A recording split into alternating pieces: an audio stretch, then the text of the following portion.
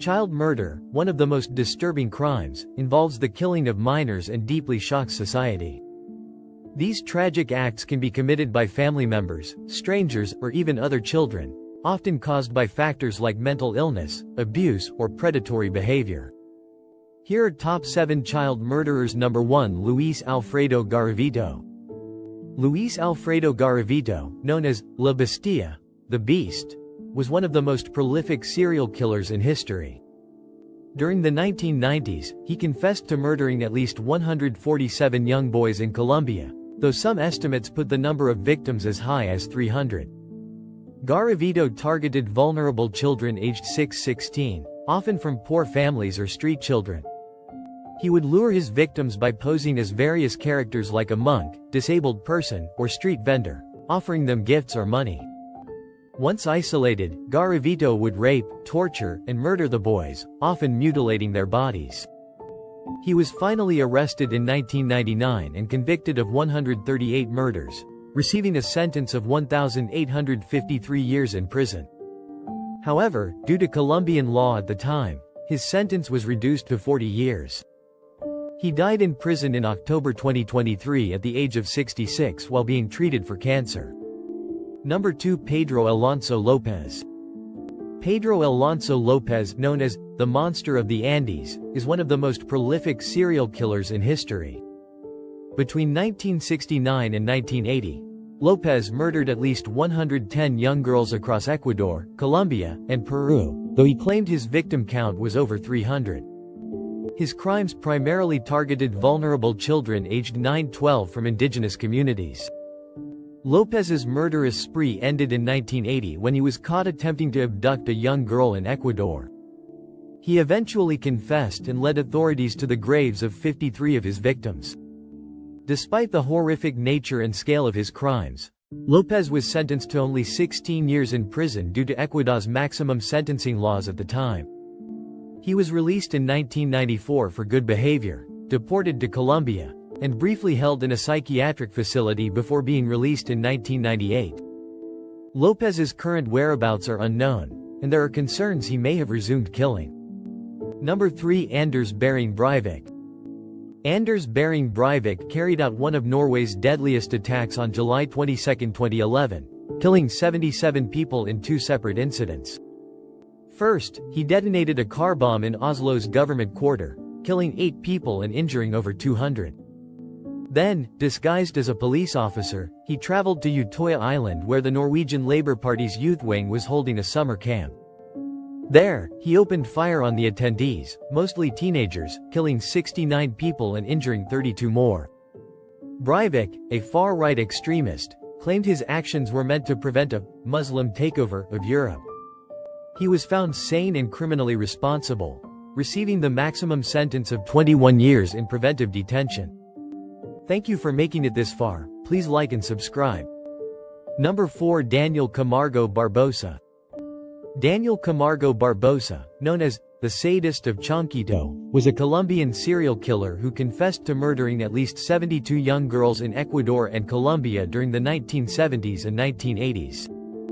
Born in 1930, Barbosa's crimes began after a troubled childhood and a stint in prison for rape. He targeted vulnerable girls aged 9–12, often from poor or indigenous communities, luring them with false promises before raping and brutally murdering them. Barbosa was arrested in 1986 in Quito, Ecuador, shortly after killing a 9-year-old girl. He calmly confessed to his crimes and led authorities to many of his victims' remains. Despite the horrific nature and scale of his crimes, Barbosa was sentenced to only 16 years in prison. He was stabbed to death in prison in 1994 by a fellow inmate related to one of his victims. Number 5. John Wayne Gacy. John Wayne Gacy, infamously known as the Killer Clown, was one of America's most notorious serial killers. Between 1972 and 1978, Gacy raped, tortured, and murdered at least 33 young men and boys in Cook County, Illinois. He earned his sinister nickname due to his habit of performing as Pogo the Clown at children's parties and charitable events. Gacy lured many of his victims to his home with promises of construction work or other ruses, where he would typically trick them into handcuffs before assaulting and killing them.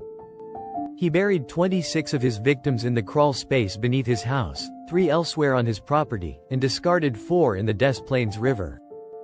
Gaseous crimes came to light in 1978 during an investigation into a missing teenager. He was convicted of 33 murders in 1980 and sentenced to death. Despite attempts to claim insanity, Gacy was executed by lethal injection on May 10, 1994. Number 6. Dean Arnold Quarles. Dean Arnold Quarles, known as the Candyman, was one of America's most prolific serial killers, responsible for the murders of at least 28 young boys and men in Houston, Texas between 1970 and 1973. Quarles earned his nickname from his family's candy business, where he would often give free candy to local children. He lured his victims, typically aged 13-20, with promises of parties or rides before abducting, raping, torturing, and murdering them. Quarles had 2 teenage accomplices, David Owen Brooks and Elmer Wayne Henley, who helped him in many of the abductions and murders. The crimes came to light in August 1973 when Henley shot and killed Quarles during a confrontation, then led police to the victims' burial sites. 17 bodies were found in a boat shed Quarles rented, with others buried at various locations. The case, known as the Houston Mass Murders, was at the time considered the worst serial killing in U.S. history. Number 7. Marc Dutroux. Marc Dutroux, born in 1956, is one of Belgium's most notorious criminals, whose case shocked the nation and exposed serious flaws in the country's law enforcement and justice system. In the mid-1990s, Dutroux kidnapped, sexually abused, and murdered 6 girls aged 8 to 19. He had previously been convicted in 1989 for the abduction and rape of 5 young girls but was released after serving only 3 years of a 13-year sentence. Dutroux's crimes came to light in 1996 when 2 teenage girls were found alive in a soundproofed cell in his basement. The bodies of 4 other victims were later discovered on his properties. The case sparked national outrage due to police incompetence, including ignoring tips and failing to thoroughly search Dutroux's house during the investigation. In 2004, Dutroux was sentenced to life imprisonment. His wife, Michelle Martin, and an accomplice, Michel Liliev, were also convicted for their roles in the crimes. As we reflect on these tragic cases, it's clear that child protection and mental health support are crucial in preventing such heartbreaking events. Let's continue to raise awareness and work towards a safer, more supportive world for our children. Thank you. Please like and subscribe.